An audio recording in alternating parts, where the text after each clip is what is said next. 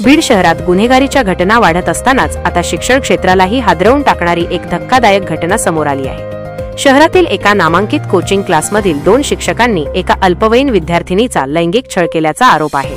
पीडित विद्यार्थिनीने दिलेल्या तक्रारीनुसार ती बीडमधील प्रसिद्ध उमा किरण शैक्षणिक संकुल येथे नीट परीक्षेची तयारी करत होती। एप्रिल 2024 पासून तिने येथे क्लासेस लावले होते। जुलै 2024 पासून प्रशांत खाटोकर नावाच्या शिक्षकाने तिच्यासोबत विकृत वर्तन करण्यास सुरुवात केली। क्लास सुटल्यानंतर तो तिला गाडीवर घरी सोडण्याच्या बहाण्याने जबरदस्तीने घेऊन जात असे। इतकेच नाही तर दुपारी क्लास संपल्यानंतर तो तिला एकटीला केबिनमध्ये बोलावून अश्लील स्पर्श करायचा।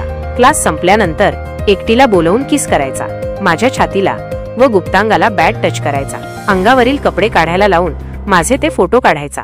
धक्कादायक बाब म्हणजे त्याने पीडितेला कपडे काढायला लावून तिचे अश्लील फोटो देखील काढल्याचा आरोप तिने केला आहे। कोणाला सांगितल्यास जीवे मारण्याची धमकीही तो देत असे पीडितेने पोलिसांना सांगितले आहे।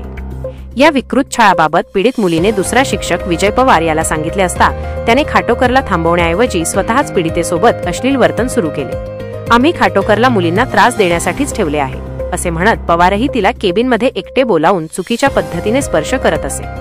या प्रकारामुळे क्लासमधील इतर विद्यार्थीही आपल्याकडे वाईट नजरेने बघू लागल्याचे पीडितेने सांगितले। दोन्ही नराधम शिक्षकांच्या त्रासाला कंटाळून अखेर पीडित मुलीने हा सर्व प्रकार वडिलांना सांगितला।